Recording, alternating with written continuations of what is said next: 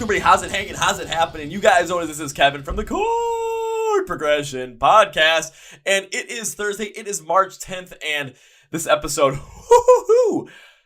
this band is called Breathe Atlantis. Their new album Overdrive comes out on March 18th. That's like a week from the release of this episode.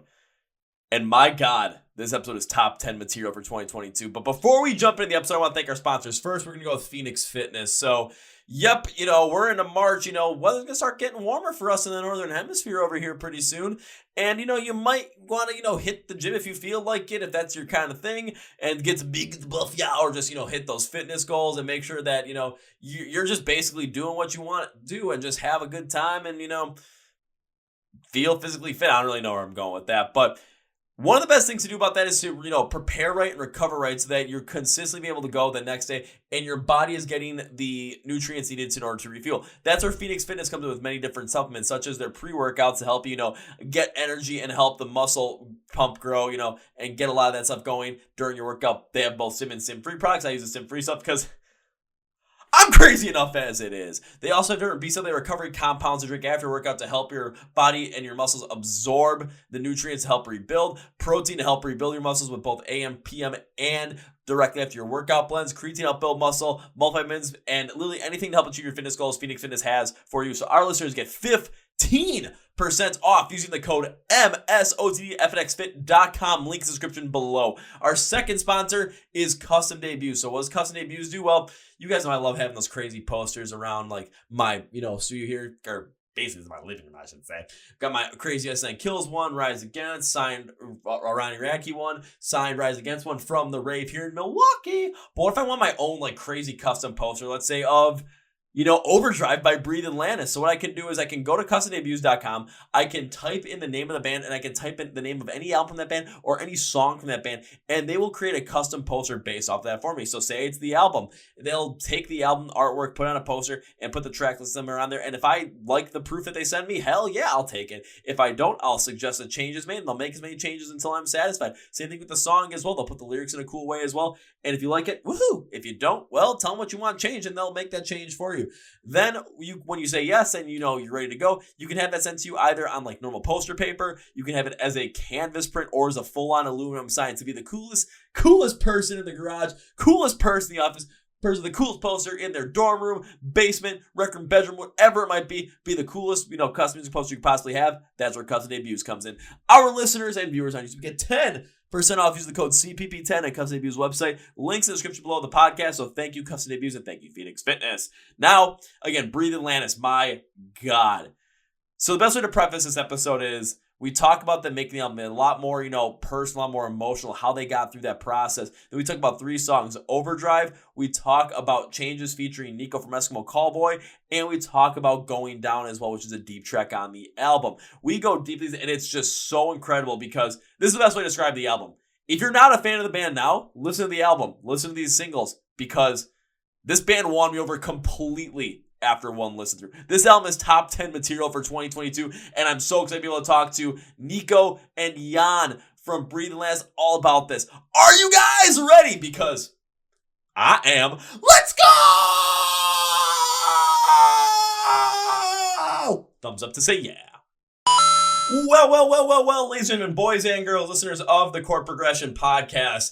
Not gonna lie, ever since I got into this whole entire thing with the Rising Empire over in Europe and their whole entire roster of bands, I've been getting more and more great stuff coming my way. And this one, I'm just gonna be upfront with you. This band, their new album Overdrive, which comes out on March 18th, I already have it on a list for my top 10 albums of 2022. And it's, we're not even 1/4 of the way through the year. This album is absolutely incredible, and I'm so excited to be able to talk to the guys all about it. So please welcome Nico and Jan from the band Breathe Atlantis to the podcast. So guys, welcome to the Chord Progression Podcast. Hello, Kevin. Hello, everybody. Hey, everything is going A-okay over on my end. How's everything going over in Germany today? Yeah, it was very stormy. We had so much wind here, so everything was flying away outside and having a rough night. Sums it up perfectly. But appreciate it to be here. Greetings from Germany, of course, to the US, and Thanks for the invite. I'll say, you guys are very welcome, especially after being able to dive deep into the album, be able to listen to it and really like pick it apart and try and figure out everything that is to go around there. So when I go through these albums, it's like I go through them as in depth as possible, and usually it takes me a good amount of time to do that.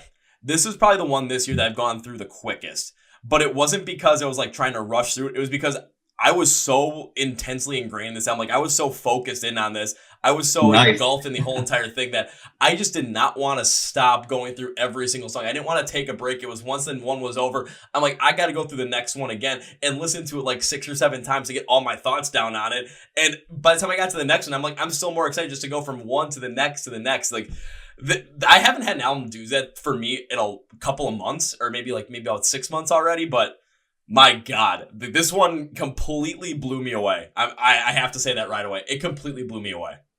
Thank you, so Kevin. much, man. we're so flattered. Thank you. We really appreciate that. I think that is actually the first ever direct reaction we got now, because the first interview we're doing about this album. So yeah, it's the premiere. We never talked about the album before to anyone outside of the let's say like the band circle, and of course to the label, to our partners and everyone who's working with us. But yeah, god damn it, that sounds good. So thank you for that. I'll say you guys are very welcome and very well deserved for that sort of, praise as well, especially on an album like this. So just enough of like the preview of it. Let's just dive deep into this thing, because I'm more than excited to go deep into this. And I mean, this is going to be your 4th album overall being released. And when it comes to the overall like inspiration behind this album, because when I was going through it, like trying to look at all 10 songs that are on there, there's I kind of found a little bit of a connection through each one of them that was pretty prevalent. And by the time I got to the end, just the emotional connection between each song all fit together to really create something that kind of had this potential like self-empowerment kind of feel to it. So when it came to writing this album, when it came to the inspiration behind this album, what was that inspiration and what was like creating this whole entire thing? Yeah. So basically, I think we went through a pretty hard time in the last couple of years, or especially the last 2 years. We lost like 2 band members that left the band. I had some problems with my voice also doing the recordings. And like, I think every musician in this time, we had lots of struggling with all the pandemic stuff, all the isolation and stuff. And yeah, this album was really, bringing the bands closer together than ever before. It was like we focused on a friendship, and we really talked for the first time, even though Jan and me, we know each other for like, I don't know, 8 years or so. And there was never the point that our friendship got that deep, because we never really spoke about our really deepest fears and stuff like that. And while writing the album, all this came up, and especially with the 2 new members, it was like really getting together as a family stronger than ever before. And I think this is kind of the feeling that you might have described. It's like, there were really, really lows in this time, but somehow, it was a good turning point for us. It was like, we got the strength to get that shit done again. And it was like, a start of something new. Yeah. Oh, I can easily see where you're coming from there. And it's got to be tough, especially creating something like this that goes that in depth in terms of your own mental state, in terms of your own emotions as well. Not only with 2 new members of the band, but really connecting between the 2 of you together like that after knowing each other for so long. On top of that, again, with your last album coming out in 2019, everything that's happened between 2019 and the release of this in 2022, I mean, just all across the world, the pandemic completely changed everything and completely just put us all in a completely different and compromised position through isolation for our mental state as well, and continued, especially from the music scene, continued hope that things were going to come back. And then all of a sudden, you're seeing, live shows that you guys might be playing, or from a fan's perspective, live shows that we want to go see. And all of a sudden it's like, okay, now it's being postponed to 2021. Alrighty, that's okay. Postponed to 2022. ah, dang it. And then all of a sudden postponed to 2023. It's just that feeling of just like lost hope is really being overtaken.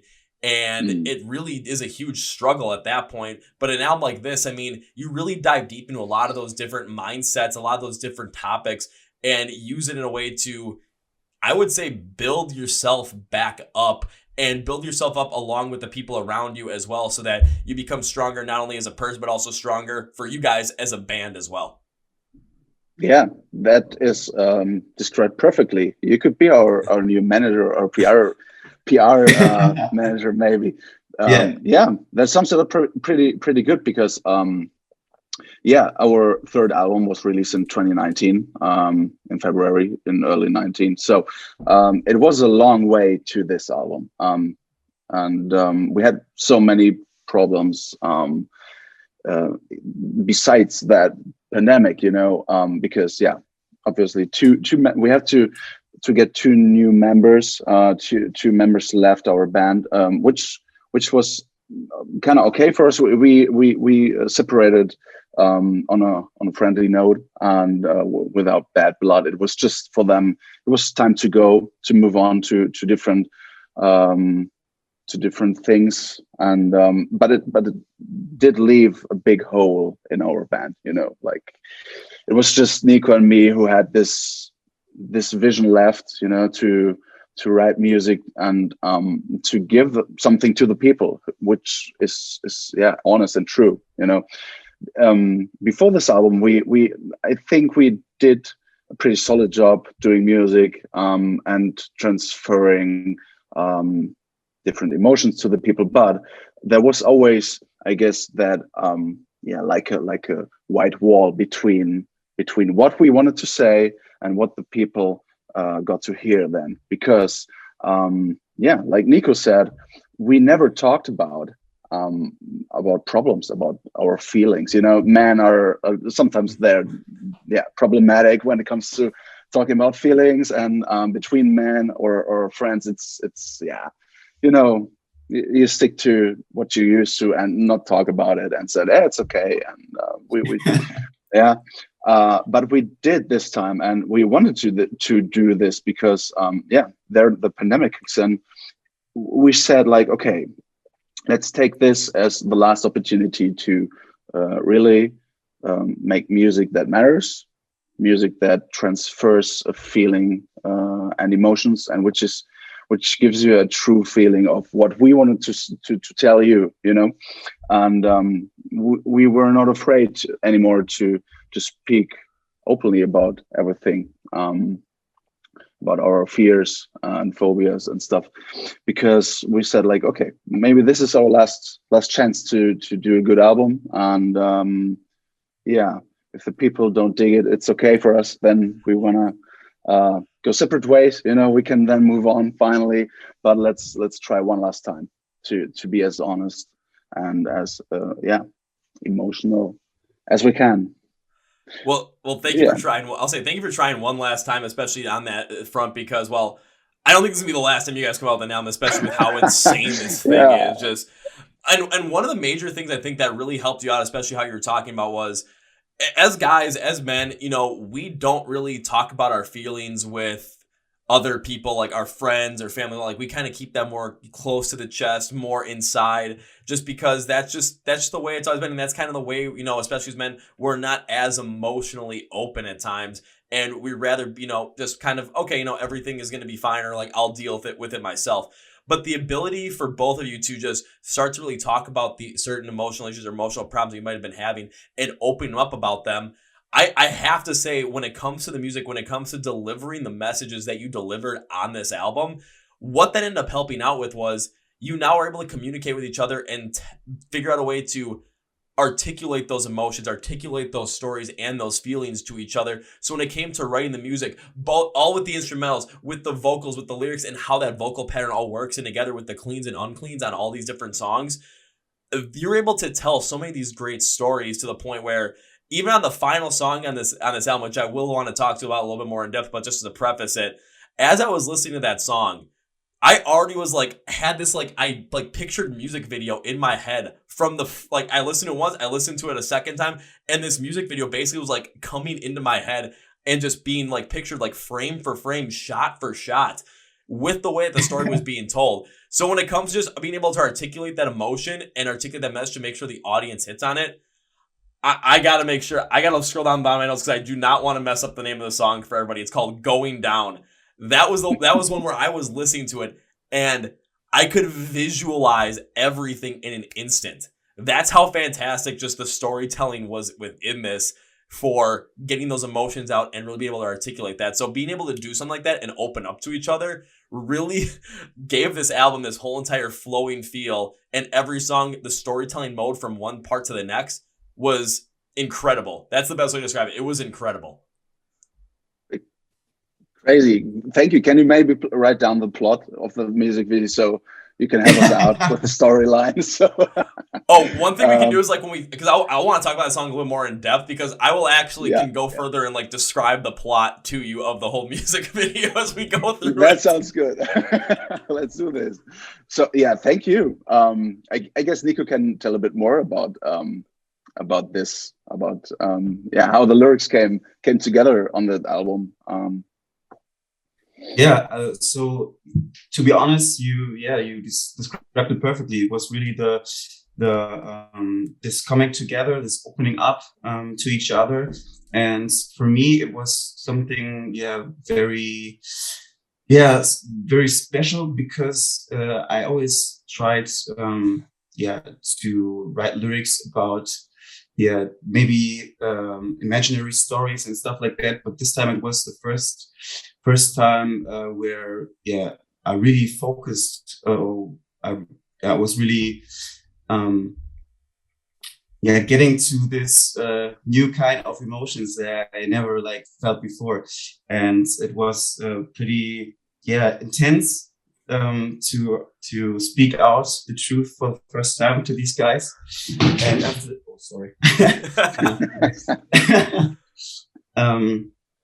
it became easier for me to write down what was going on the inside.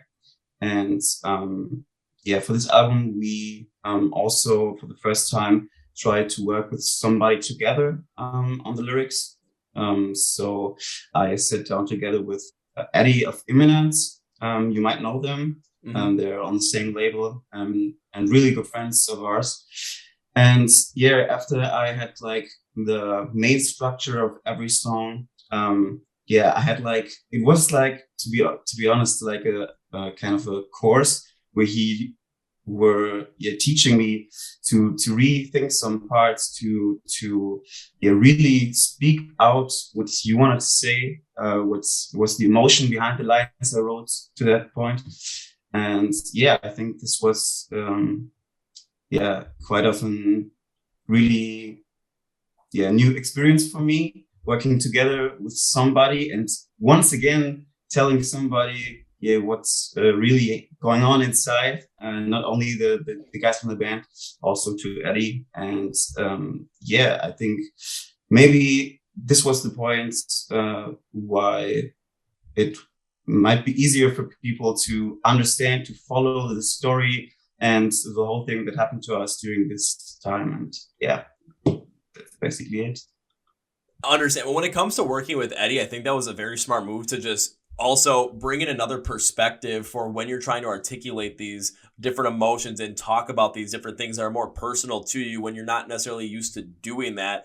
What that does is it takes a little bit further outside of the band, but keeps it within, someone of the band circle with your good friends, and being able to work with them to, properly show that these stories and properly talk about these things that you've been going through. However, being able to do it in a way that people are still going to be able to relate to and connect with, that is such an important thing. And being able to go more in depth with your own personal stories and not potentially talk about, stories that you kind of craft in your head, but like talk about something that really happened, these emotions that really happened. What that does to, like, for me specifically as a listener, is I'm able to understand where you're coming from with this story. But even though I didn't go through the exact same thing that I went through as you did, what it allows me to do with the music, with the way the composition is, the lyrics are, the way that the lyrics are not super duper specific, but are not super duper vague, where they're just more metaphorical to tell the story. What they do is they allow me to boil everything down to the core emotion behind the song, behind the core theme behind the song, and not put the specifics in there. So that when I listen to it and I try and relate to it, I'm able to put my own experiences into these songs as well and really connect with them on a much more personal level, to where the story that I'm connecting with to the song and the story that you're connecting with to the song, along with you, Jan, as well, we could all be connecting to these stories in completely different specific ways. But when we go down to that core meaning, that core emotion that the song has, that's where everything gets really connected. A great example of this is Bring Me the Horizon's 2013 album, Sempiternal, where, you know, all the emotional stuff that Ali Sykes put in there, that album was massive. And being able to articulate those emotions into the lyrics, into the vocal patterns, and into the way that all the instrumentals were produced and constructed on that album and constructed on every single song, it allows so many of us to connect with the music on such a deeper level and still connect with you while you're putting your whole entire heart out there. So this album really takes that concept and puts it full force out in front of us. And I think that's going to be the reason why this one's going to hit with fans so much more than you guys could ever thought was potentially possible before working on this album. Yeah, thanks a lot for that. I can remember that even one song was actually named Angel. You know, it was the chorus was something like "You're my angel," you know, and that song, I don't want to say which song it was, but we took that song and we wanted to work on that song specifically and to have a feature on that. So we took that song and we are flying over to Sweden, and we worked there with Eddie Berg and with iHeart, who is the guitarist of Imminence. And yeah, that song was about an angel and a relationship between two people, and you know what I mean. And you know, the weather there was very cold. It was very dark and cloudy, and yeah, a bit foggy, I guess it was too. And we had a walk, and there was nothing. There was just a field, you know, just grass and woods, and you walk there. And we talked about the lyrics with Eddie on that walk. He took his dogs with him, you know, and we came back 20 minutes later with a totally different song, because we talked about, okay, what do we want to say? Do we really want to sing "You're my angel"? Is that what we want to say in that song, or is that what the feeling of the song is? No, it's not. So we changed the mood, and of course, the environment where we were, was flowing into that feeling, you know, why we changed the song. But yeah, after that session, it was Savior, you know, I Can't Be Your Savior, because that made so much more sense to us, and it was so much more relatable to our feelings. But it needed a different person, you know, you can reflect your emotions on. It's like when you have two persons and you talk about your feelings, that person becomes a mirror of your feelings, and it reflects what you feel, and if your feelings are right or not. And yeah, it needed just a 20-minute walk with the dogs outside in cloudy Sweden to change the mood of "You're my angel" into "I Can't Be Your Savior." So maybe that is a nice little point why the people might dig more into our new music, or into the new style and in the new lyrics a bit more. Yeah. And I think we really learned how to focus on especially writing lyrics.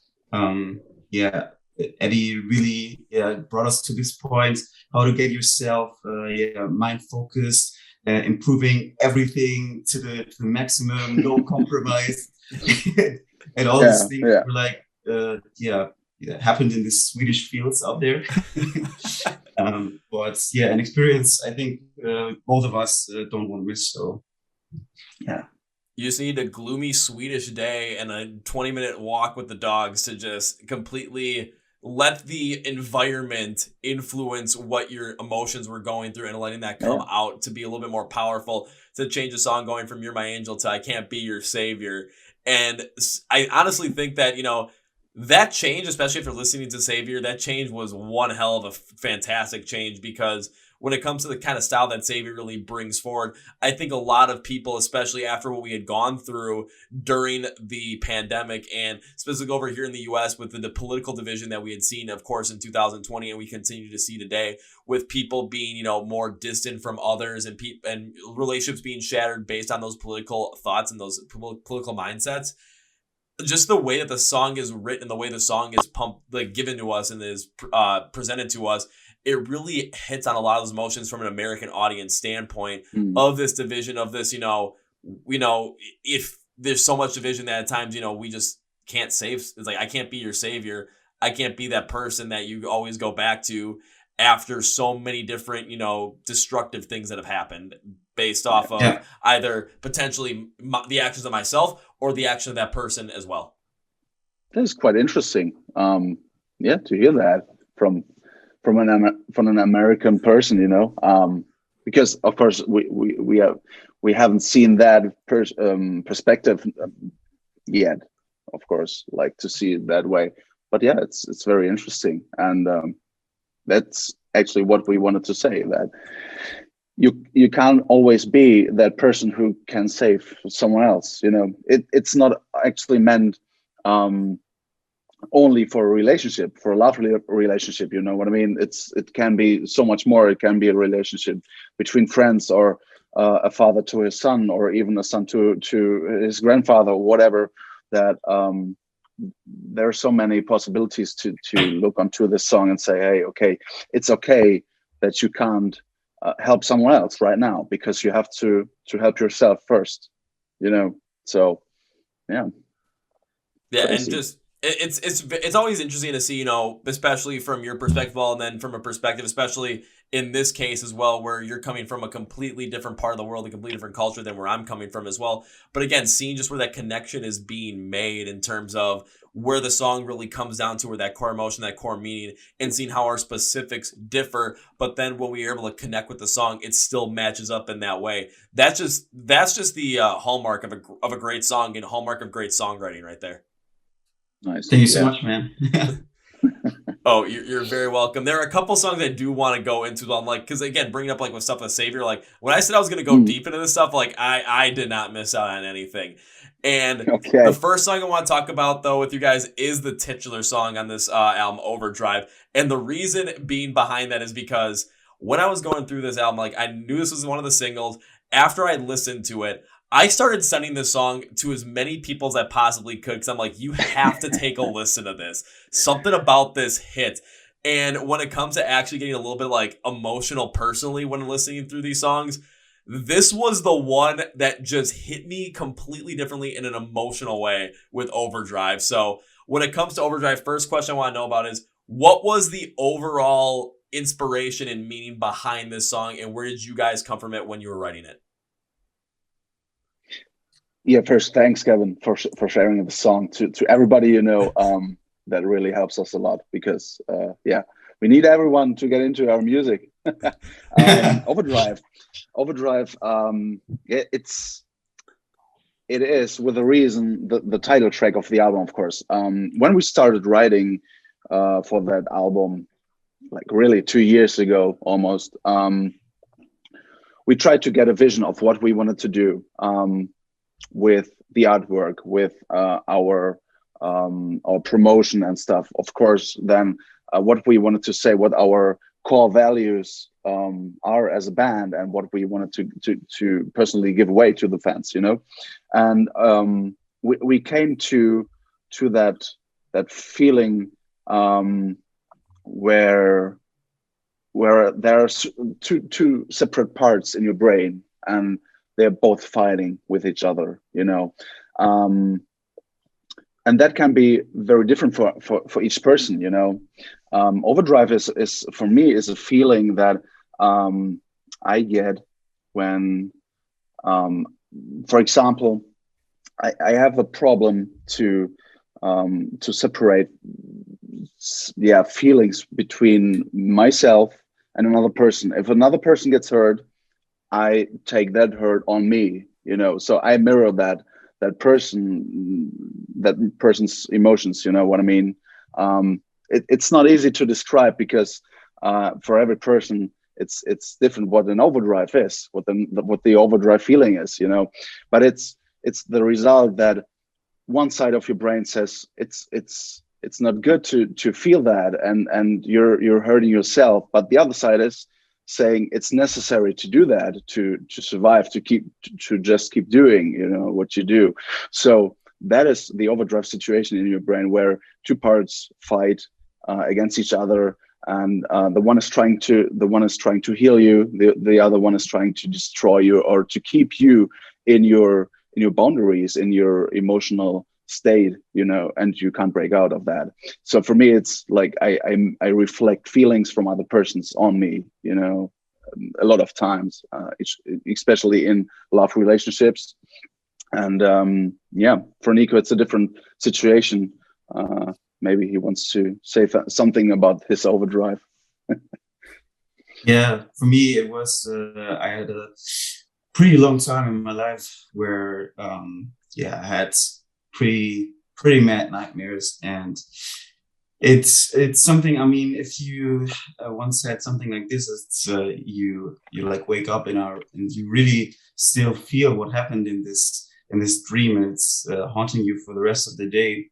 But if you have it like several times and like day by day, then sometimes it's really really hard for you to separate maybe some things from the rest of the reality, and sometimes it's it's a pain in the ass, really. And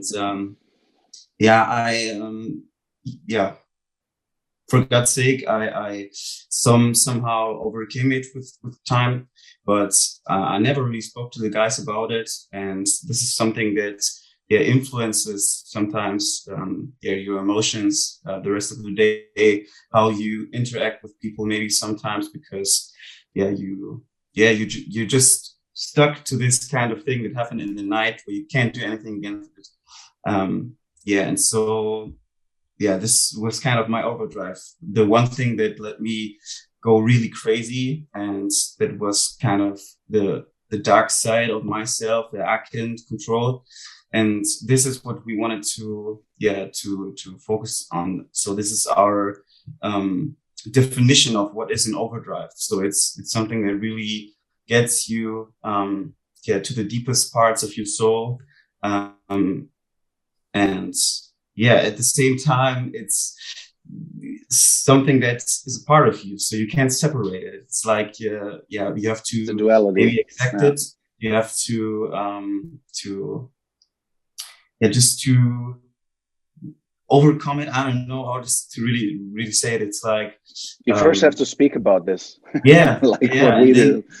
It was our therapy somehow. So, I guess you wanted to say that every person has something like an overdrive. At least we think that. For some people, it's buried deep inside, and they would never ever speak about that. For some other people, it's more obvious that they have something like an overdrive thing. It's nothing really medical, but it's feeling, and it's that was it is. No, absolutely. It's like, cause it's kind of taking a look at like with both of your stories, where you relate to how Nico, how you wrote this as well. A lot of this has to deal with just this potential like inner battle or inner turmoil that you're having within your brain, where you've got one side that is focused on, something, but this other side that's trying to potentially go against that. With you, when you're talking about, being as empathetic as possible and feeling the pain for others, but potentially, knowing that it's a good to understand it, but not be, holistically trying to feel as much pain for those people as possible and forget about yourself in that same point as well. And then you, Nico, with the story with, the nightmares that you were having, where it came to just how this one side of your brain was creating something for you while you were sleeping. And then all of a sudden having to deal with that as, once you were awake, and trying to deal with the battle between both of those sides. For me, like, I kind of took something very similar to that as well, where I like to kind of like, if it questions if we have to live inside and live controlled by the demons of our mind. And basically, using the lyrics on this one, wait for our black parade to come and take us away for good. And I love the use of the word black parade in there, because I'm like, any emo kid's gonna know exactly where that came from and what the meaning behind that is. And I looked at this also as a song that then takes that and builds us up to break away from those demons and the devil that lives inside us, preventing us from our happiness. It is us taking our self-power into action and taking down the demons and the built-up hate from the inside of us. And for myself, like, I went through something like in 2017 where just the way that life had gone for me, like life had completely changed from the beginning of the year to halfway through the year, where I thought I was going to be and what I thought I wanted in life. I had no idea what I wanted to remember, because my idea that I initially had for life was something that I hated. And I didn't know if I could make that change. Everything was kind of crumbling around me, and I just wasn't dealing with it very well. So there was a lot of different things for depression, anxiety, anything that was trying to overtake any sort of potential happiness from me. And having to deal with that on a consistent basis to an opposite from Nico and said nightmares, I couldn't sleep. Like, there was no sleeping happening. Like 3 hours a night was like a lot at that time. So having to find a way to overcome that when a lot of people didn't even know what I was going through, because if I ever brought it up to some people, it was like, okay, subject quickly changed to whatever they were doing. And it's because everyone looked at me as like, oh, Kevin will be okay. No big deal. So having to really build up the strength within my own self to defeat that and find something to defeat that with was incredibly powerful. And I think one of the biggest reasons why I kind of got a little bit emotional while listening to the song was because with that story, the end result of that story is what we're doing right now. Like, the thing that I found out about that from that whole entire period of time was trying to defeat that. I got to find something that I love to do, and I got to find something I'm passionate about. And it all led to literally this right here. That is crazy to hear. Thanks for sharing your story. There's a word. It's identity crisis. It's like you lose track of what you really want to do and who you are, or who you want to become. It's so hard to speak about this. I actually struggle to again speak about this, although I spoke to Nico and to the band about exactly that same theme like 1.5 years ago when we started writing the Overdrive song. And it's still hard to open up, and when there's especially people who say like, come on, just get some sleep, it will get better, or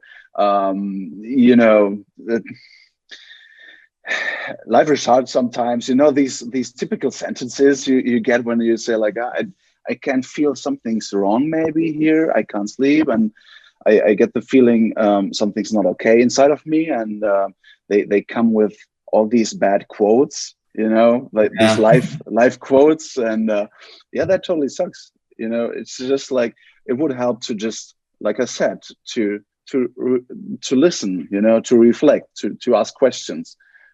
What do you want to say? What do you feel actually? And with talking about that, it's the therapy starts. The healing process starts, and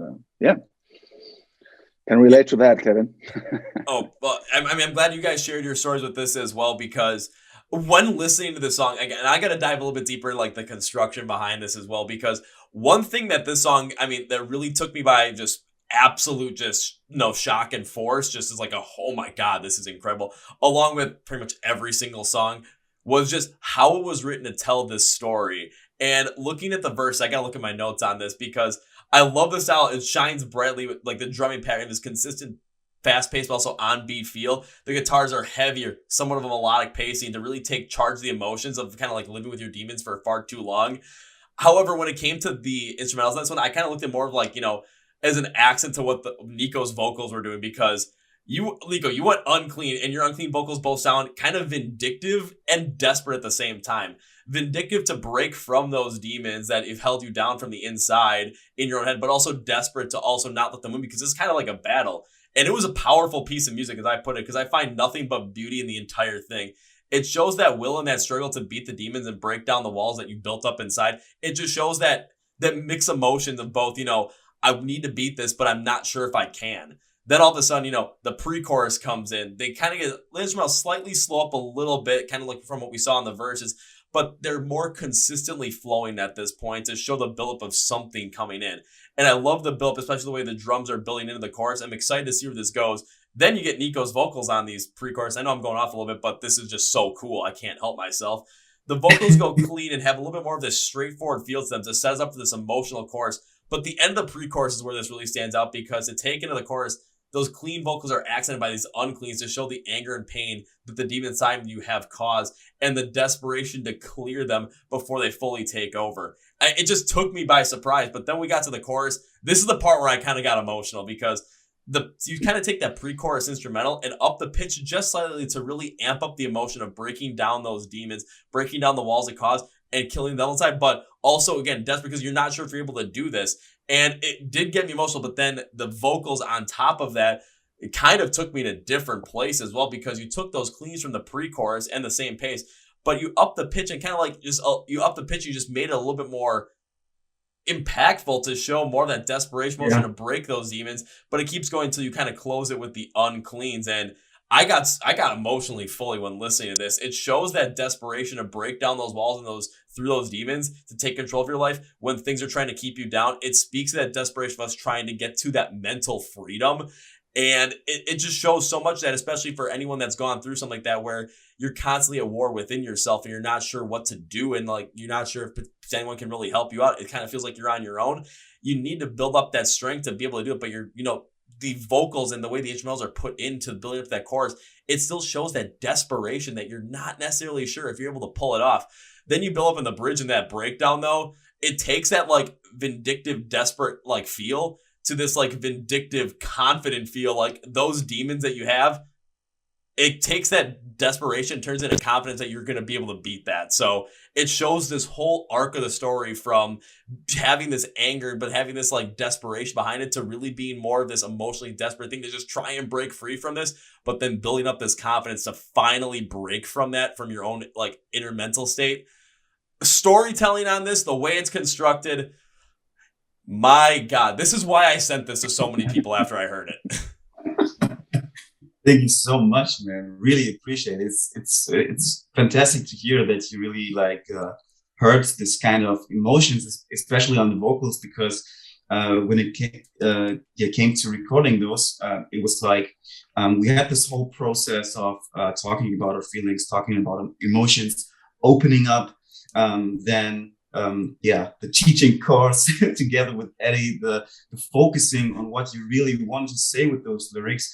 And after that, everything like came together. So we had this kind of feeling that we first needed to describe, then put it into words that were like fitting perfect to it. But the recording process itself was like the next step that we had to take. And especially like right now, or in the studio, like bringing all the things that are in your head into your voice. And this was kind of hard for me at the beginning. I don't know, especially for Overdrive, it was like the first song we recorded for the album. And I don't know how many takes we did, and we tried really to find to get those emotions out of myself. And it was pretty hard for me to scream it out, this burn it down. It really had to be truly there in your head while screaming it. And it was a pretty intense experience. I remember like at the end of this recording session, I just lay down on the ground and we're like, "Oh guys, are we finished?" I'm fucking done. And it's the guys were just man, good job at the end of the day. So pretty intense, the whole thing, the whole process. Yeah, I can remember massaging your back, your neck here, because Nico was, after the first recording session, Nico was so stiff in his neck muscles from yelling and screaming and singing that he was he had pain, like had headache and everything, And I said, like, gosh, how should we move on to recording the other songs? He's done after one song, And Yeah, that was a very hard time, I guess for Nico, because he was struggling to um to keep his voice healthy. But on the other side, he wanted to put all these emotions into his voice and into the screams. And you know what I mean? You can't do that with technique. You can't No, record the no. vocals with technique. You really have to yell it out. And that is something, I guess, Spencer Sotelo said from Periphery once. Um, he has a very good technique when it comes to singing and screaming live, but he said something like, if you're in the studio, or if he is in the studio, he doesn't care if his voice gets damaged for 1 or 2 days, just to get the right take out of it. You can't do that with technique. You can't deliver the emotions with that. So yeah, it was pretty hard. I thought about, like, okay, how long will this take to record the full album, and how much money we're going to waste on days where we can just record 1 hour with Nico, and then we have to pause again. So Yeah, yeah. but man, to be honest, to express pain, sometimes it needs to hurt. Honestly, I mean, to express that pain, it's like you're feeling it at that moment as well. So you're kind of more tapped into the overall emotion because that's what you're feeling at that moment. And with Overdrive, especially with how much you put into that through the recording process, the emotional taxing feel and the physical, pain that you ended up having to feel with your voice, with your neck muscle being so stiff. You're seeing, like, now you're seeing, especially because the song's been out for a while, you're seeing the reaction, you're seeing the connection to it. I remember I was looking on some of the comments on the video as well, and all of a sudden, I'm seeing, okay, wasn't expecting Nico to scream like that, but that was like something that I can't believe actually happened. This was well worth it. And I'm looking at yeah, that comment is absolutely right. Like, just the way that it's presented. And yes, it is tough. And yes, it is tough to, process those emotions and really put those out in the vocals. But what you did on Overdrive, along with the instrumental backing, just really creates that whole story, that whole emotional feel to where that, just this vindictive, but also desperate energy that is in there. And then that desperation turning to confidence for the bridge and the breakdown as well to break through those demons. I mean, you put everything into this, especially from this one. You put everything into this. And when you put so much into it, I mean, we're feeling the emotion. We're feeling that connection to ourselves to where we can put our own stories in there and have the emotion be just as powerful. And it works. I mean, again, Nice. songs really don't, there's some songs that really don't make me, barely ever make me emotional. But when I got to the chorus on this one, something hit me in a different way. And I knew there was something special about it right from the get-go. Nice. So we did Nice. choose a good first single, right? I guess. Absolutely, So yeah, you did. with that song, I think the first stone was set for the album. So that we went from Overdrive to then record the other songs. And it was set in stone that the album will be called Overdrive. That this will be the title track, because every other song, surrounds Overdrive, surrounds this song. It's not actually a concept album, but we could see some connections between the songs, between the meanings. That everything is kind of surrounding that theme of Overdrive. So yeah, it was a nice trip we went on with that album, because we just let it a bit more flow. We had nothing really in mind when we started writing that album. Before we had, I think the first one was it was a concept album, but even native speakers of the English language couldn't understand what we wanted to say, because it was so metaphoric. The lyrics were so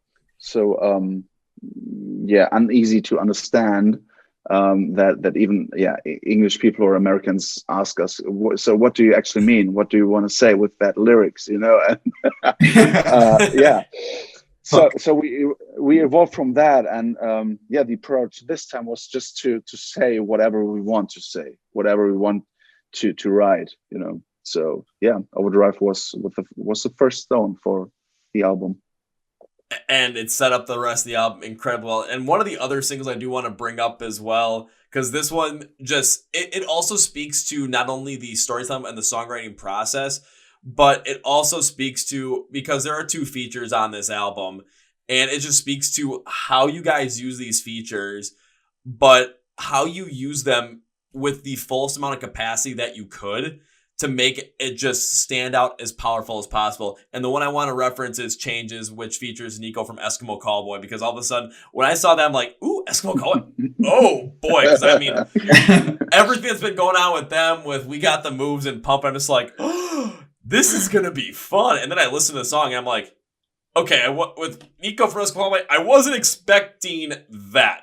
But I'm much happier that I got that.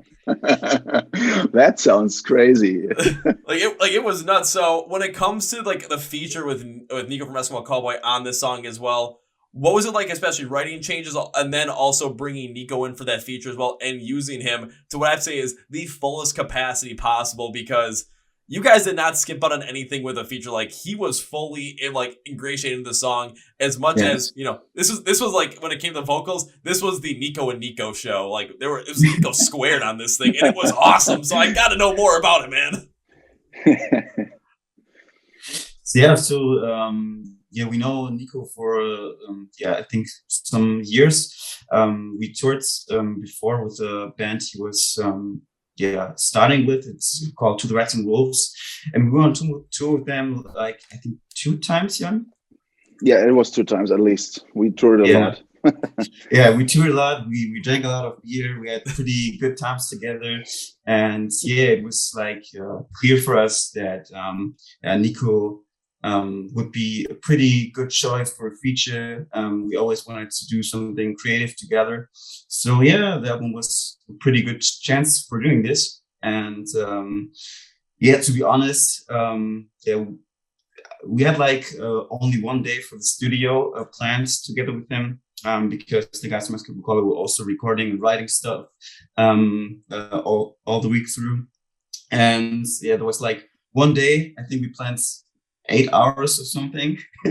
And the first 4 hours we were only talking about what happened in the last few months, drink a lot of beer, having a good time. And it was such a nice recording process, to be honest, because, it's you're getting together with your friends, and just having a good time. And, because of the whole pandemic shit going on, we hadn't seen each other for a really long time, so there was a lot of stories to tell.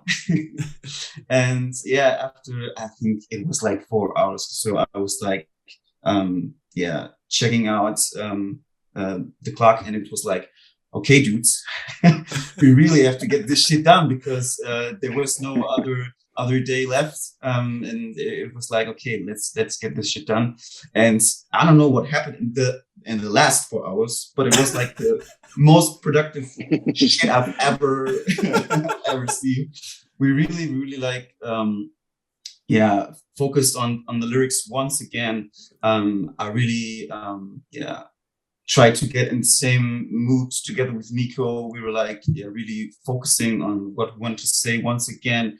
I think we wrote the whole chorus, so the chorus was like a bit different before. We changed like the whole vocal line, and Nico also recorded all the tracks that are now finally on the album, and everything like in 4 hours, like writing. And I think we listened to the whole album too, because we were like, okay, maybe there's another song that could also fit.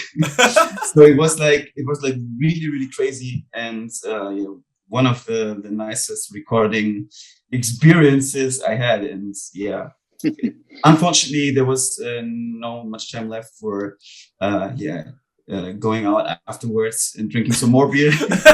But it was pretty nice process once again. Well, when the process starts out with you spending half the recording session drinking beer, telling stories, and shooting the shit and catching up, I mean, how is that not going to be a good Yeah. recording time? But then all of a sudden you get like this, like into this different mode for the next 4 hours where we're going to be Yeah. as super productive as possible. You end up changing around the chorus with the way the lyrics are. And then having Nico also like record all the stuff that you needed from him there, and being on the same page, being able to match the emotion of both your vocals and his vocals, and being able to mix those both into the song together to make the song as full as possible. Because I was watching the music video for this, kind of like just to see, okay, where are the vocals gonna come in? Like, where's where your vocals come in? Where's other Nico's vocals gonna come in? And just seeing how evenly distributed they were, and how they brought out both the same story, but just in a little bit of a different tone. It just, I don't know what it really did, but for me, when I kind of was connecting to the theme, it just shows that what the theme was at the core of the song between both your vocals and other Nico's vocals. I'm gonna say other Nico because, but yeah, I kind of like that right now. What it showed was that, you know, this isn't the theme is not an isolated incident. The theme is something that so many other people go through, and being able to hear two voices say it is a lot more powerful than one at this point, because it shows more, you know, potential community that other people have gone through this, that you're not the only one who have gone through this. And if you do need to reach out to somebody and talk about these certain things with somebody, that there are people out there, there are a lot of people out there that have gone through something similar and are going to understand the emotions and have that sort of sympathy and be able to feel empathetic towards that situation. Yeah, that's true. And it was like also for Nico, a completely new way of presenting himself, maybe, because a lot of people talked to us and were like, Nico sounds so different to Eskimo Callboy there. Everyone really likes it, and but everyone was wondering, what did you do to him? His voice was like so rough, and like a really another tone. And I think it was maybe that's why we were so productive in this like short period of time, because they were like it was like a safe space for us. We could do what we want. Once again, like started with Overdrive, and for Nico, maybe it was also a chance to like find something that fits to our music. And it was like, I think for him a bit different than working for his own project. And I really hope it was a good experience for him too. I would have to guess that it was because, of course, listen to the song that he's done with Eskimo Callboy. I'm going to reference, Hype a Hype, but We Got the Moves, and of course, Pump It. It's hearing him on those tracks. There's a lot more lighthearted. There's a lot more just fun, flowing, free feeling kind of sound to it. So it's got this like real happy, positive energy. But then all of a sudden, I was listening to changes and like listening to his vocals on there. And this is my thought process after I got done with it. I thought, if Eskimo Callboy ever decides to make something that has more of that serious tone to it, and they have Nico's vocals on it, I'm like, there is something here that's just going to stand out just as well with the power of it. And the coolest part about it is you guys were the ones that were able to bring that out and show that. Because I was even looking at some of the comments as well for that video, and it was like, Nico was the one that brought me here. You guys were the ones that kept me staying here. I'm just like, that actually sounds like a very good thing for like, I've forgot how many views were on that video. I'm like, but probably like, 90% of people like at first like, oh, Eskimo Callboy Nico, woo! And all of a sudden it's like, at the end of it, yep, he brought us here for this video, and now we're staying for the rest of the album because, yikes, this was good. Yeah, we're so lucky to have Nico on that song, and of course that so many Eskimo Callboy fans did check us out. Means the world to us, of course, and they're so lovely fans. Eskimo Callboy has so many lovely fans. Really, they have such a solid fan base here over in Europe, and a growing fan base in America and the US, and kind of on the full world. And for us, it didn't even feel like a feature, to be honest. Like on this album, we have two friends on two tracks. You know what I mean? So it's not actually a real feature, which is a feature today. many bands use features for, yeah, of course, for promotion. You know what I mean? And of course, that feature with Nico gave us a big outlet to many new fans. You know, but that was not actually our intention to in the first place. You know, we just wanted to have, yeah, one or two good friends from different from other bands on that album. You know, and it was we never thought about buying a feature, you know, from like maybe a bigger artist, you know, like from other bands, because sometimes it doesn't feel so true, you know, to the listener, or it doesn't give you so much value, and it's a weird relationship between the feature artist and the band, you know, when there's flowing money between two sides. And yeah, in the end, we just wanted to have two friends who we trust very deeply, and who really enjoyed doing features on the album, because they felt safe, you know. Like with Eddie, it was his first ever feature, you know, and he even put his violin track on that song, you know. So he never did a feature before, you know, and that's a big thing for yeah, an up and coming and growing artist, to do a feature for a smaller band who yeah, whose reputation is not built fully, you know. It could be a shitty song, and that feature artist, yeah, gets a bad reputation maybe, or something.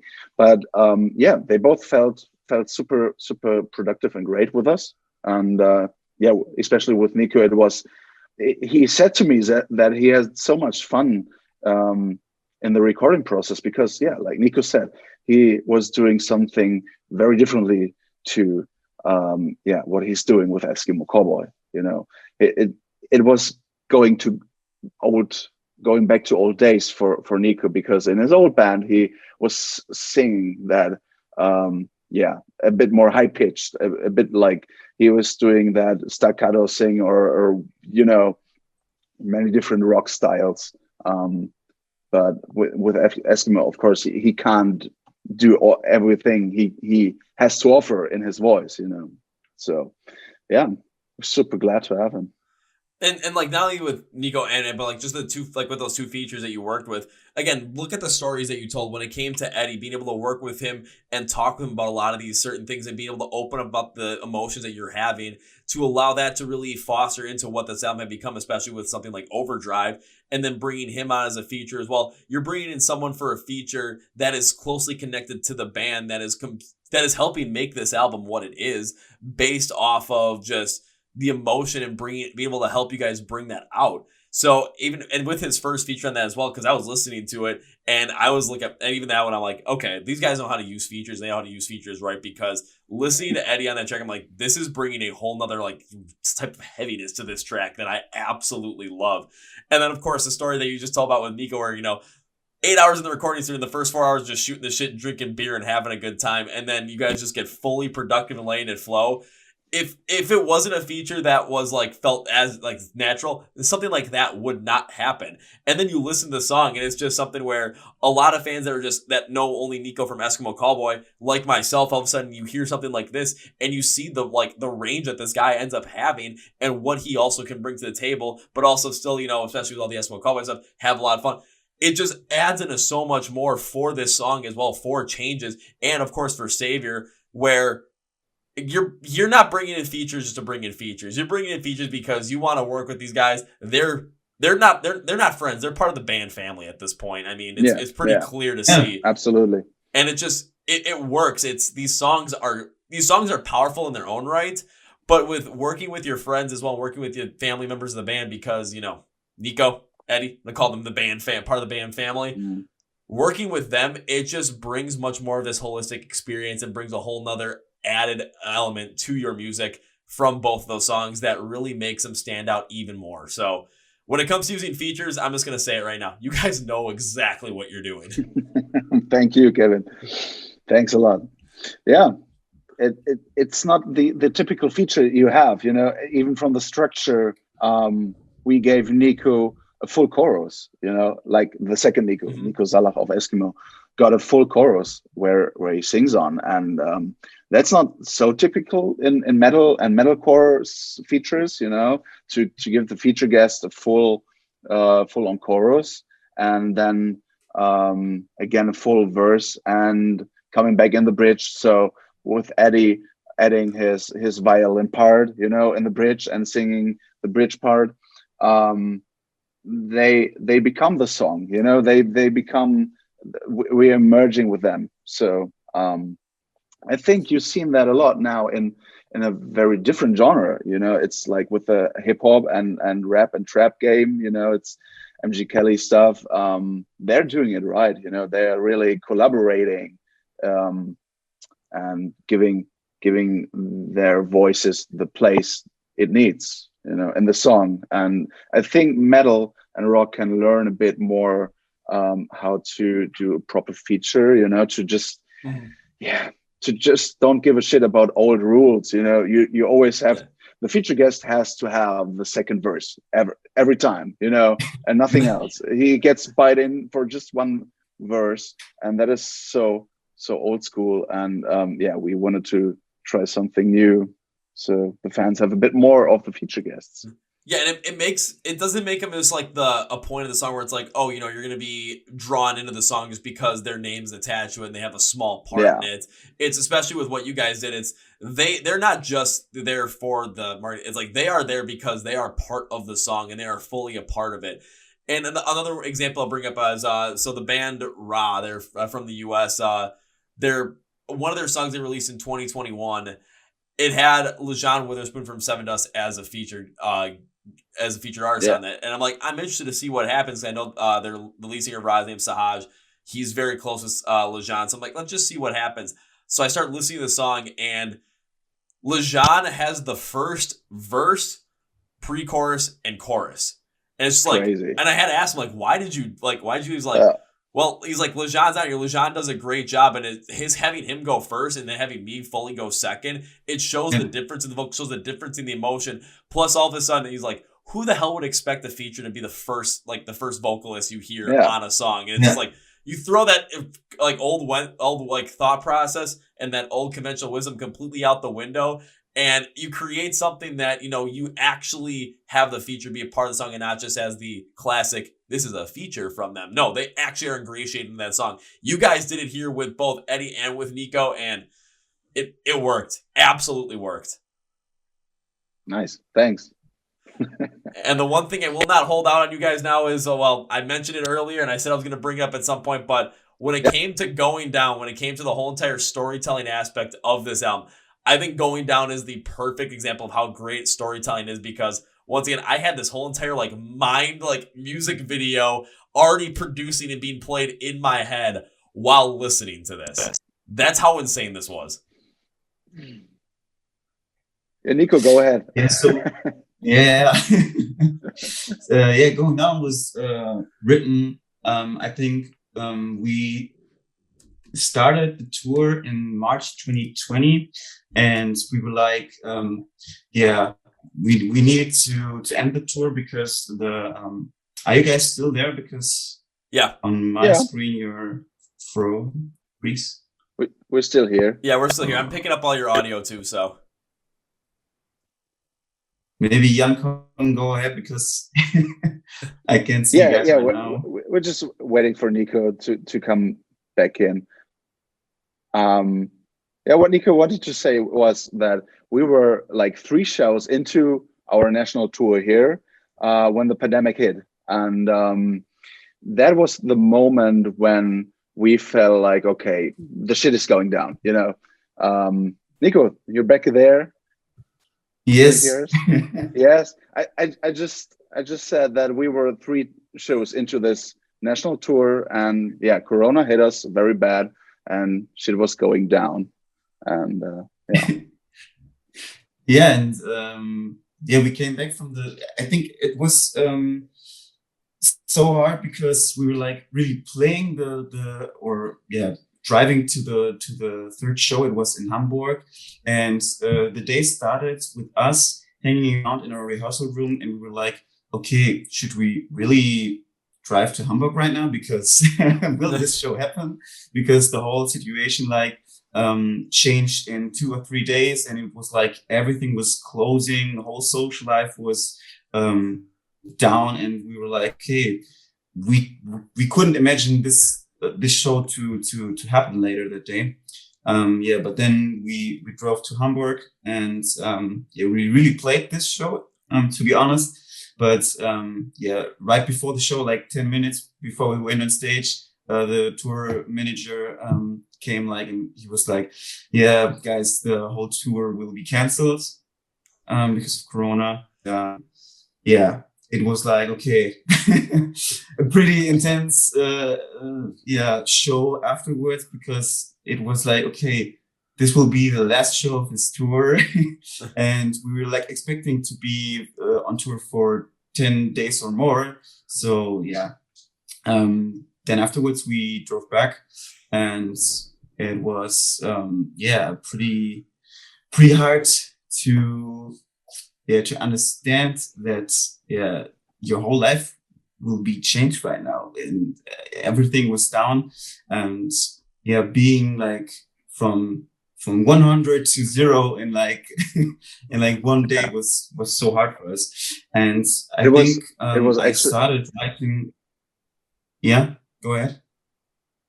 Okay, sorry, I didn't want to interrupt you, but I could actually feel on that drive to Hamburg that we were driving into a catastrophic area. It's like you feel it was maybe comparing to the US. Can you imagine you hear about a tornado or something, and you drive towards that tornado, just because you have to. That was driving to that show feeling like, because we already did know that the situation was more worse than everyone was saying, and we still had to drive to that fucking show, because if you don't show up, your fee gets canceled, and you get a bad talk after that with your management or something, or with the label. Hey, why guys don't show up to that show? And you say okay, we thought it gets canceled, and it was like a 4-hour drive, which is nothing so bad for you people in the US. You drive 8 hours to a show.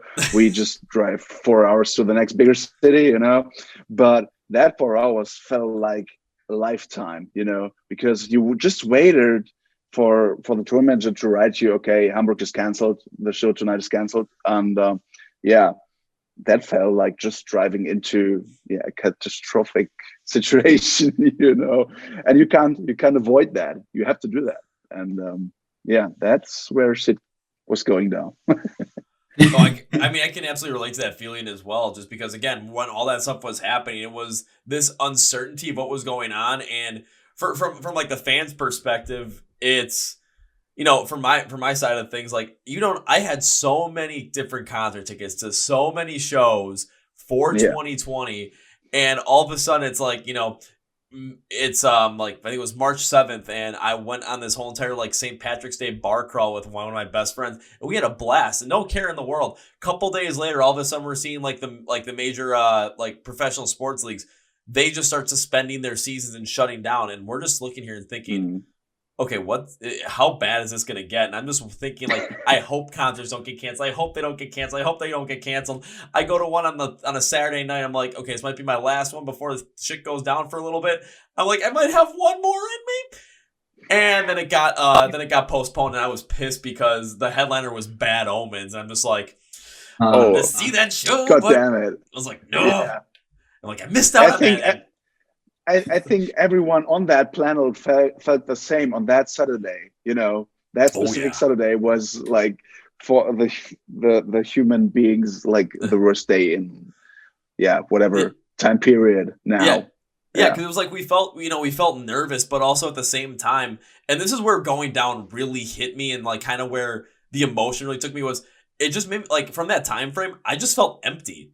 Just because like there was things that, I didn't know what was going on, and things were going to like major things were going to be taken away from me. And during the first couple months of the pandemic, once everything completely got shut down in March, and then on the US side, April, May, and then of late May, everything kind of started, finally opening back up at some capacity. But for those 2 months, there was just this overall feeling of emptiness and just lack of connect, just lack of anything, lack of any sort of feeling, just because you weren't sure what was going on. There were so many different emotions that you just weren't sure what to feel. So for me, I just felt all empty inside. I mean, I saw my parents. I got to, hang out with my best friend because him and I were roommates at the time.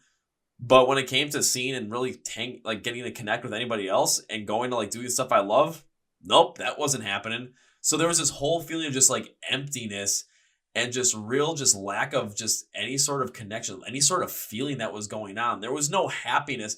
It wasn't even there was sadness either. There was just nothing. Inside there was nothing. Yeah, I think we all can relate to this. I think for me, this whole situation was like first time, really noticing how much music is really a part of your life.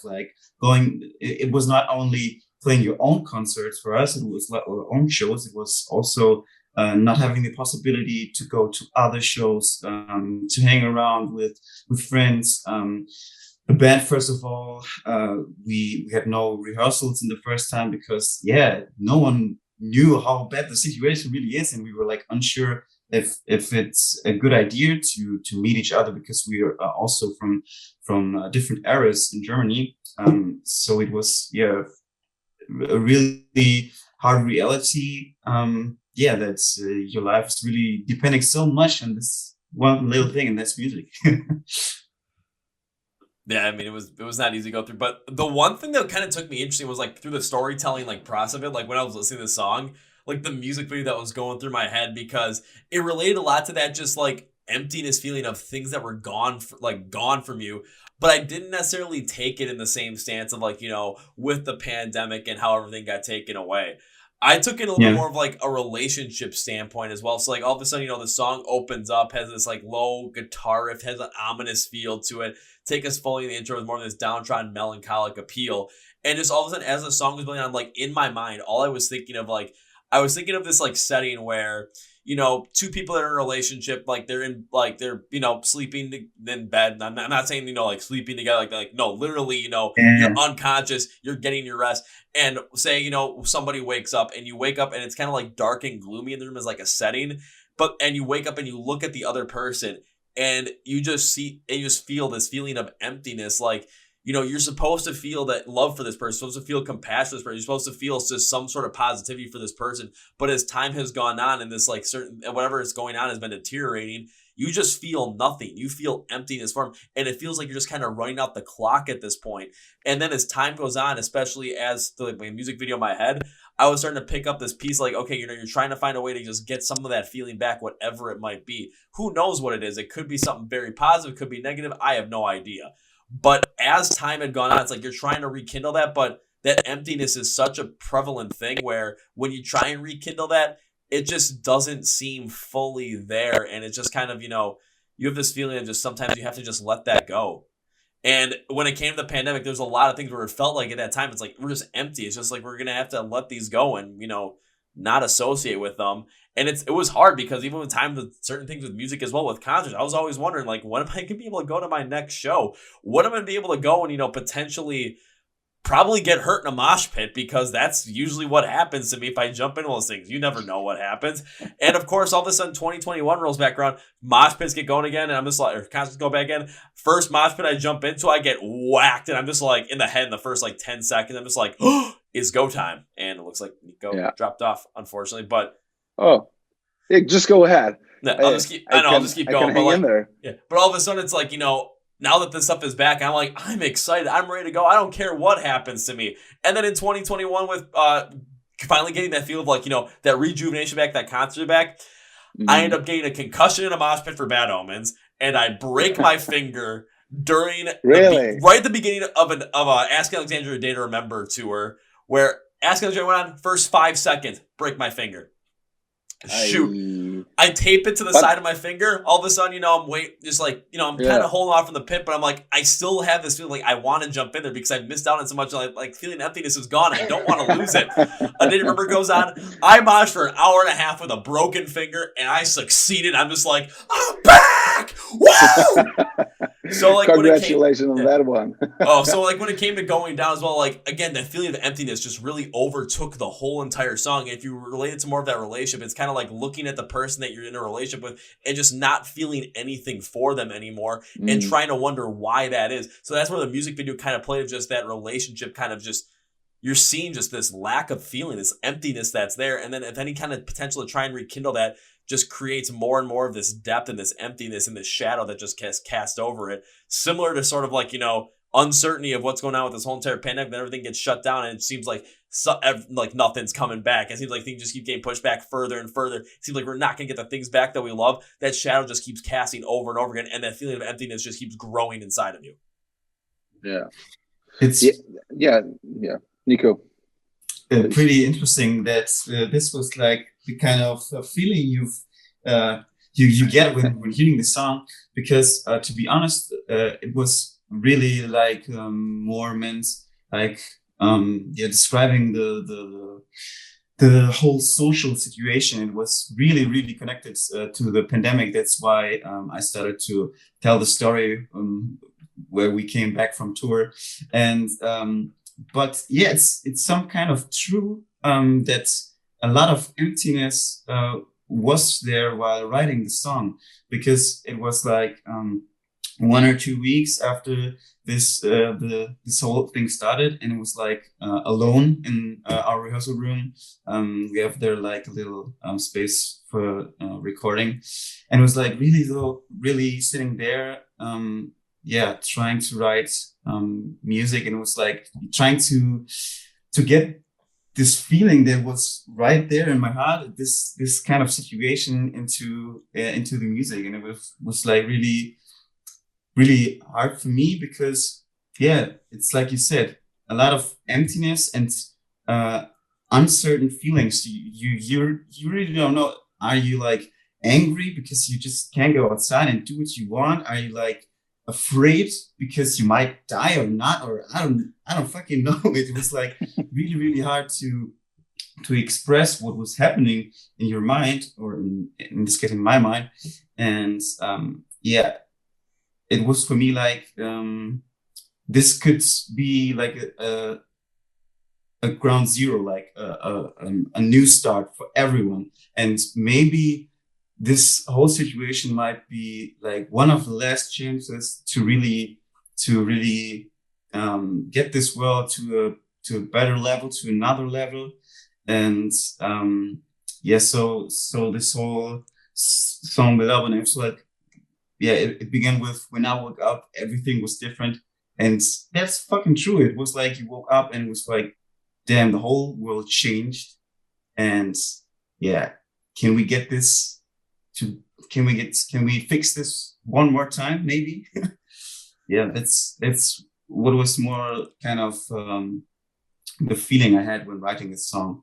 But so interesting to hear how other people like interpreted this song. And the best part about it is like, I'll say the best part about it is you're seeing the interpretation that you have with it, and of course the way you wrote it, seeing the interpretation that I took from it. Again, when you feel like that core feeling of the whole entire song, that core emotion that you have in there, that's what comes out as such a strong point to really connect so many things in this album. And again, like at the beginning of the podcast, I said, this album like already is easily top 10 contention for album of the year 2022 in my mind.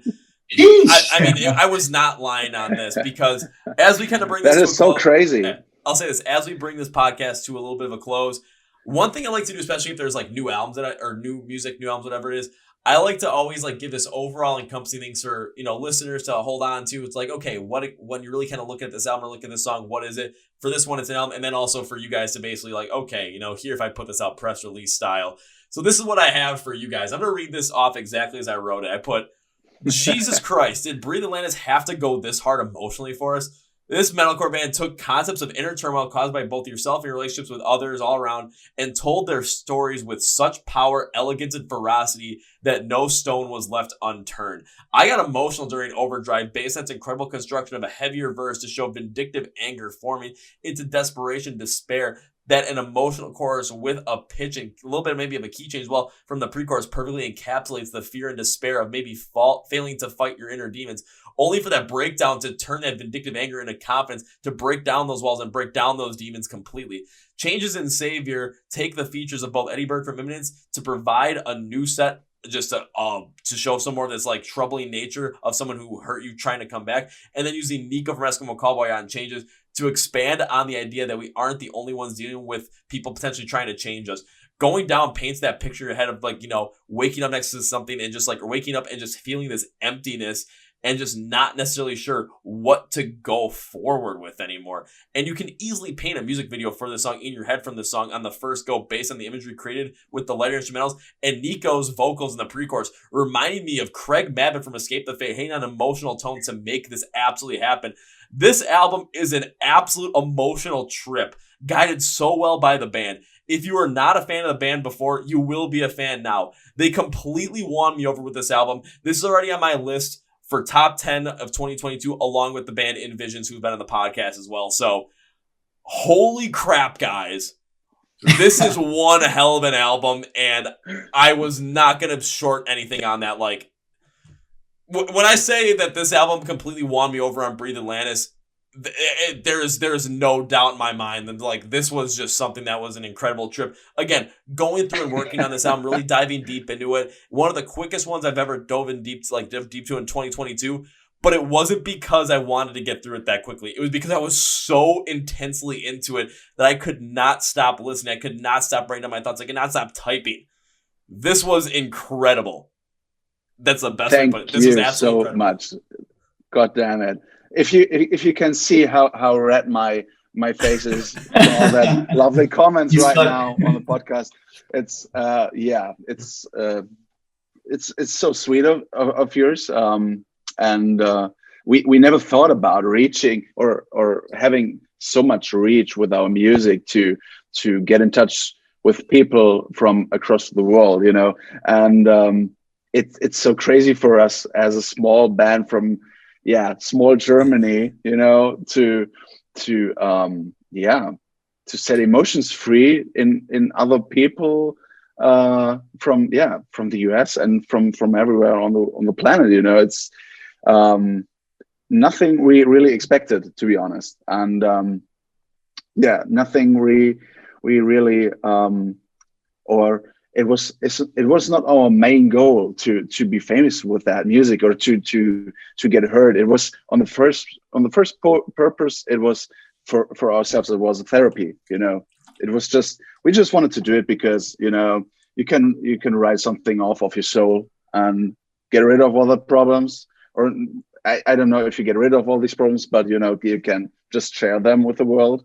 And whoever gets in touch with that music and likes that music is welcome to be part of the family, and that was the main purpose. And now people from around the world talk to us and share their thoughts with us on that album and have visions about music videos. That is fucking crazy. It's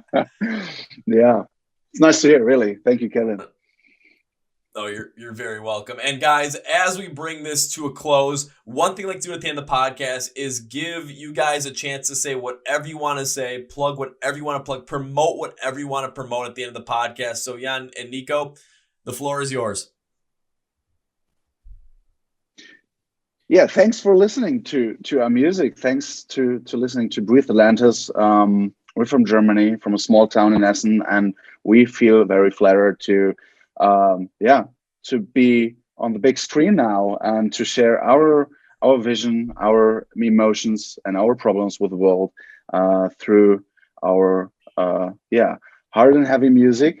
And we would love to continue to do that, to write further music, and to give something back to the people, and to help people around the world. Thanks a lot. Well, thank you guys. And as I close out this podcast, I always close out with 3 things. And yes, there's going to be 3 things for this one. So, number 1, the new album from Breathe Atlantis, Overdrive, comes out on March 18th. If you're watching a YouTube video, if you look at the bottom of the screen, it's going to be there the whole entire time, so you're not going to be able to miss out on it. And when it comes to Breathe Atlantis, I mean, this album is absolutely incredible, so you're going to want to become a fan of the band easily. You're going to become a fan of the band. You're going to want to follow them on all their socials. You're going to watch all those music videos. You're going to want to do everything. You're going to want to, connect and buy some merch. You're going to want to buy this album, stream it, download, whatever it might be. But I also know people as well. You want the easiest convenience as possible. You're like, oh, I don't want to look all this stuff up. Kevin, can you look up this stuff for me? Well, yeah, I'm going to. Look at the description of the podcast. It's going to say, find Breathe Atlantis online. You're going to see links and labels for all their socials, where you can watch your videos on YouTube, where you can stream the music, download the music, buy the music, where you can get some merch, where you can get, if they got a vinyl press out there, because, well, this thing needs a new vinyl in it. So, and after listening to this album, yeah, there's going to be a Breathe Atlantis Overdrive being played on that thing, as soon as I can get my hands on it. So you're going to want to do that as well. Everything's going to be in the description of the podcast for you. So like their stuff, share their stuff, listen to their stuff, subscribe to all their stuff, everything. It's all there for you. Now it's time for number 2, guys. And whenever I have guests on the podcast that I've absolutely enjoyed having the podcast, I like to tend to make a certain promise to them, because I love doing this stuff, and this is more of like a thank you for you guys being on the podcast as well. And I'd love to continue to do stuff like this. So my promise to you guys is this: it doesn't start with if, because if is implying that this might happen, this might not happen. I like to say when, because when implies that this is gonna happen, but we still don't know the time frame yet. So when I get to see you guys perform live for the first time, when I can see Breathe Atlantis perform live for the first time, whether it's over here in the United States, because maybe all of a sudden, I know Eskimo Callboy is coming over here in October and November, and I think they're still looking for openers. And if I see Breathe Atlantis on there, I'm going to be like, well, this is going to be easier for me. But if it's not in the U.S., or if I make it over to Europe, which I'm trying to make it back over to Europe and see a good amount of shows, my promise to you guys is when I see you perform live for the first time, the first round is on me. In the mosh pit, I hope. Right. You guys will see me in the pit. I'll find you guys at the bar afterwards, and I'll buy you guys the first beer. Okay. We're gonna set you with a guest list spot, of course. And, yeah. I mean, it can just be some weeks or some months till that will happen. Maybe, I don't know, but yeah, it would be awesome to have you on our show.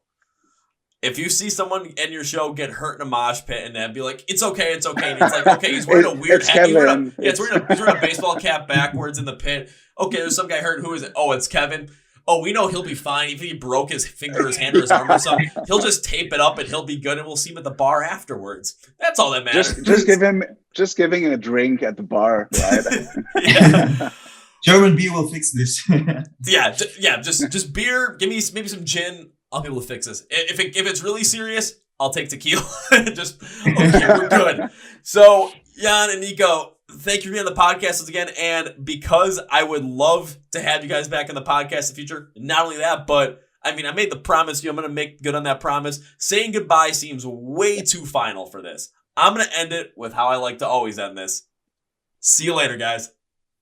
See you later, Kevin. Thanks for having us. And people, check out the Chord Progression Podcast.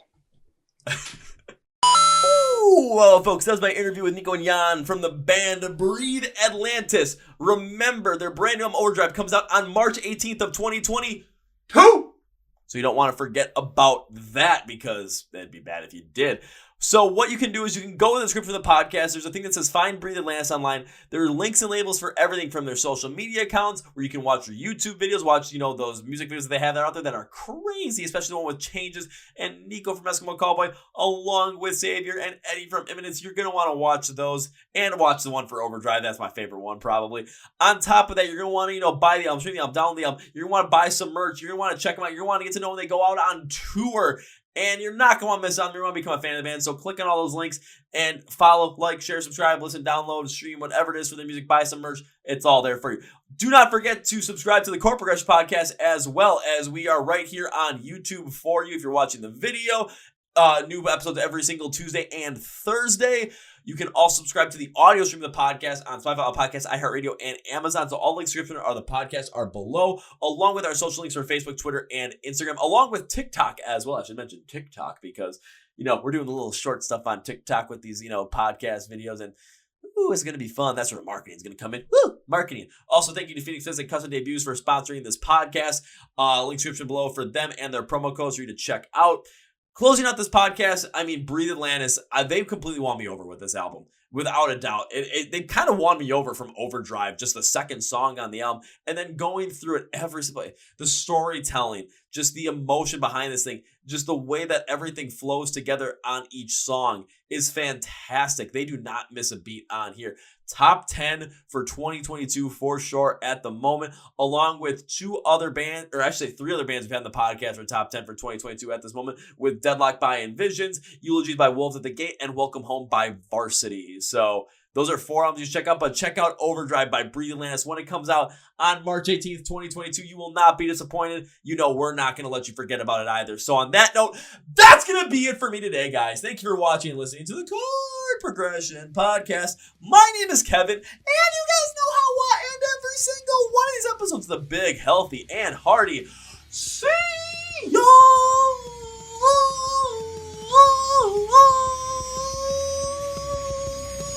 Yeah!